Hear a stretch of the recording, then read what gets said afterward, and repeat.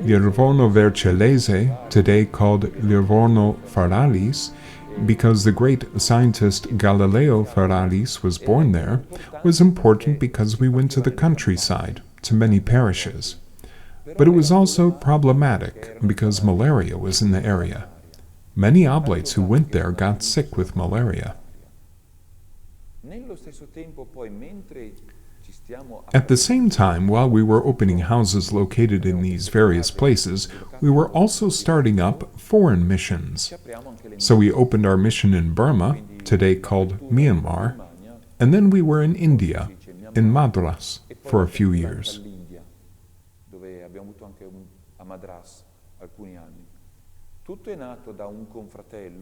All of this started with a confrere who heard the Pope's invitation to be open to missionary work. And then came this invitation to open places and mission lands, and this confrere heard it and went to Rome, not knowing where he would go. At first he thought of Africa, but his fellow oblates did not agree.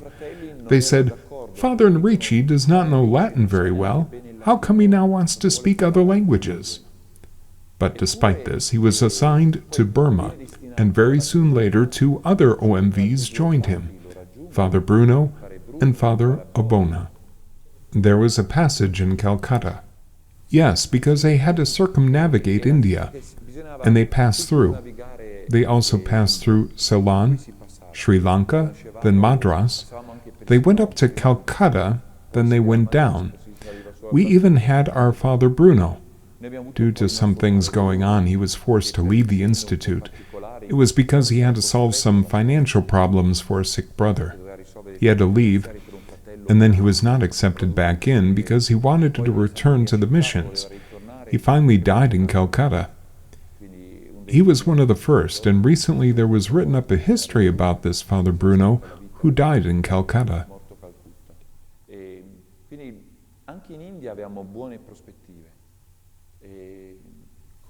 Then we also had some good prospects in India, and also in Burma. We had the whole of Burma.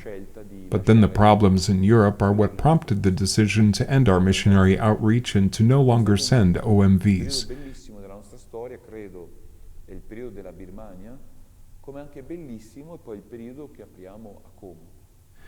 But it was a beautiful period in our history, like the time we had in Como, thanks to Father Gastaldi. There, in Como, they made yet another new decision, this time taking on a retreat house called Gibellina, on the border with Switzerland.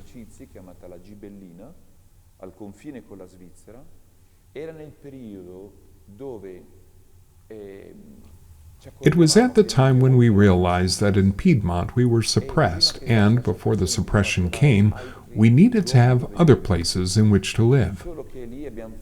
Even at that time, we had to make choices. One oblate said, "Let's go abroad." In fact, some oblates said, "Let's go to Belgium. Let's go over there to Belgium. Let's go to Canada. Let's open houses in other places." Instead, some of us wanted to move to another part of Italy, but, almost ironically, we preceded the troops of Savoy. As soon as they arrived, they suppressed us. So, we not only had a house in Como, but also one near Mondomigliore, where we stayed for about 4 or 5 years.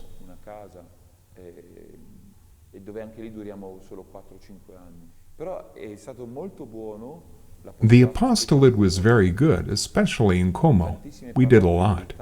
In many parishes in Italy and Switzerland, we went to give the spiritual exercises and popular missions with great results. Then some discouragement crept into our congregation. Discouragement crept in because we were kicked out of the consolata, sent away from Livorno Feralis, because they really wanted to kick us out.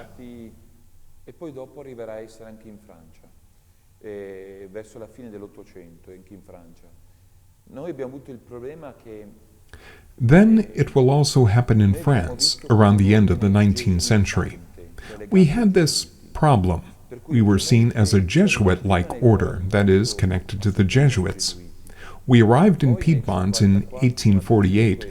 Then in 1854-1855 we were suppressed because we were judged to be a useless institute. In other words, since we were dedicating ourselves to preaching and to hearing confessions, the others thought, well, any priest can do this. In reality, we were suppressed because we also had a strong fidelity to the Pope and to the doctrine coming from Rome, and this was not considered favorably. And so we were suppressed. We were kicked out of our homes. The Carabinieri came and threw us out. It happened at Santa Chiara, at the Consolata, at Lervono Ferraris. But at that time, Nice became part of France, and so we were given an anchor of sorts. While we were in Turin, we owned some apartments, and the rector major and some of the confreres lived in Turin at first, in apartments. Most of the confreres went to Nice and divided themselves between two houses, San Ponzio and San Rita. At that time, San Rita was Annunziata or San Guillaume. We lived in these two communities at that time. But in the beginning, in these two communities, it was a bit depressing. We had to take turns to celebrate the Mass. It was not concelebrated. There was difficulty in getting money from benefactors. People were not calling us so much for requesting the spiritual exercises. The world was changing. The world of the peasant was coming to an end, and the world of industry was being born. It was at that time that we thought of opening in other places, in the diocese of Frascati, Como, and also returning to Carignano, but above all returning to the missions. Meanwhile, the difficulties in Europe led to the closing of the missions.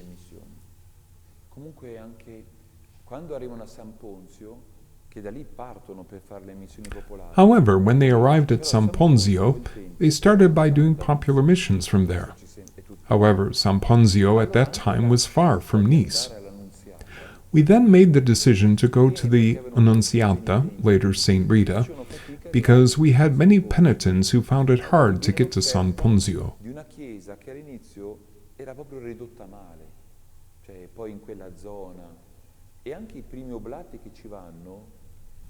Then an offer came from a church which at first was in bad shape. The first Oblates to go there said they needed to create a staircase in order to get up to the rooms.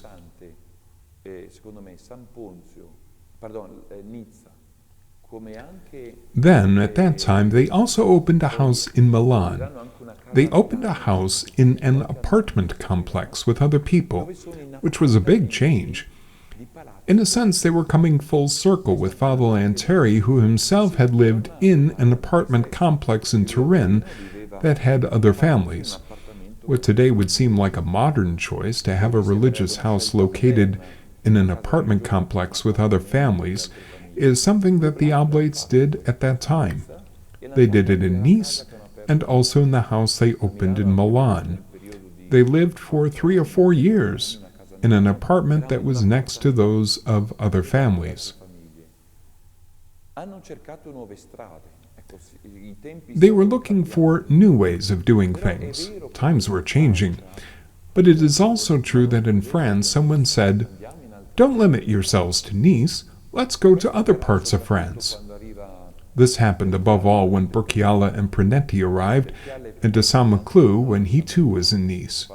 Together they traveled to find where to open other houses in France to avoid closing in on themselves.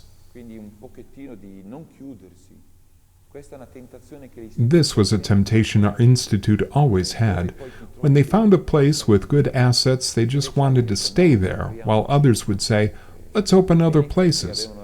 And in fact, the first group was right because of the Combe laws, which were issued against religious institutes. This happened at the end of the 19th century. We lost our rights and our properties. San Ponzio and the Annunziata were confiscated. At the Annunziata, the situation was somewhat better because some confreres were cleverly pretending to have become diocesan priests and continued doing their service to the people as diocesan priests. e di continuare a fare il servizio come diocesani. E poi grazie ai benefattori l'abbiamo ricomprata. Then, thanks to the benefactors, we bought it back, just as private citizens, and we can say that the house in Nice is one of the few houses we have had for a very long time, right from the beginning, longer than Pinerolo, because it seems to me our presence in Nice started in 1844.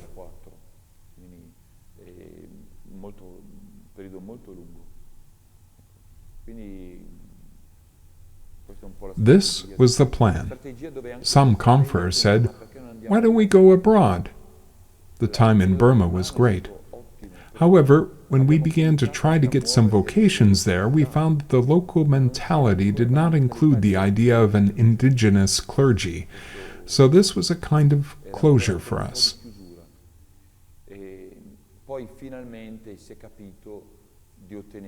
After a while, the Oblates finally understood that we needed to get a more permanent place in Turin.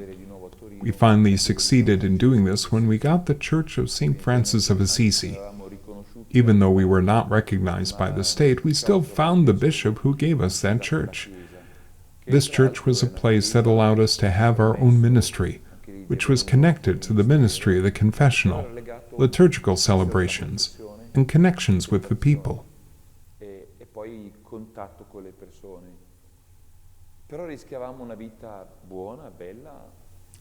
The Oblates had a good and beautiful, but quite a bourgeois way of life that was no longer the life of a missionary.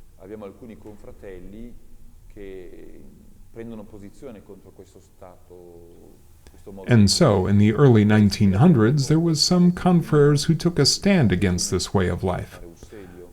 Among these confreres was Father Pecanino, Prenetti, and Uzelio, who said, "We must return to the spirit of the founder, a truly zealous pastoral style." They asked for an apostolic visitation. From that came the impulse which, at that time, led to the decision to staff parishes. Then, in between the two world wars, we had that change of vision that insisted on this concept. We said, "We saw what has happened over the last few years. If we close ourselves up in small situations, the Institute is going to die. There were some periods in our history when we had less than 20 members total. We will die, so now let us act. The future is in parishes." At that particular time, we began to staff the parish in Pisa, the parish in Torino, and St. Helena in Rome. We can say that it was a golden age, unexpectedly so, but a golden age nonetheless. Our parishes were the best in the city. This was also seen in the catechetical competitions. Even Don Alberione, when he moved his institute to Rome, sent his most valuable priests. Go to St. Helena and see how a parish is run. We were highly esteemed, so we also opened parishes in Argentina. Going to parishes. One became convinced that the best apostolate an OMV could do was in a parish. Because in a parish you have the formation of the laity, in the parish you can defend the truth against current errors of the day, in the parish you can hear confessions, in the parish you can make good morals better known. We have that way of thinking that today the true OMV would surely be, as per Lanteri's opinion, in the parish, which has become an ideal place for our mission. Also, in Argentina, the initiative from the bishops was, "Open schools, too." Well, certainly if one looks at Lanteri in his own days, when his first OMVs were teaching, he said, "No, dedicate yourselves to the exercises." He did not want the Oblates taking over a parish. But then historical events have shown that at certain times our institute was facing very big economic problems and also a lack of vocations.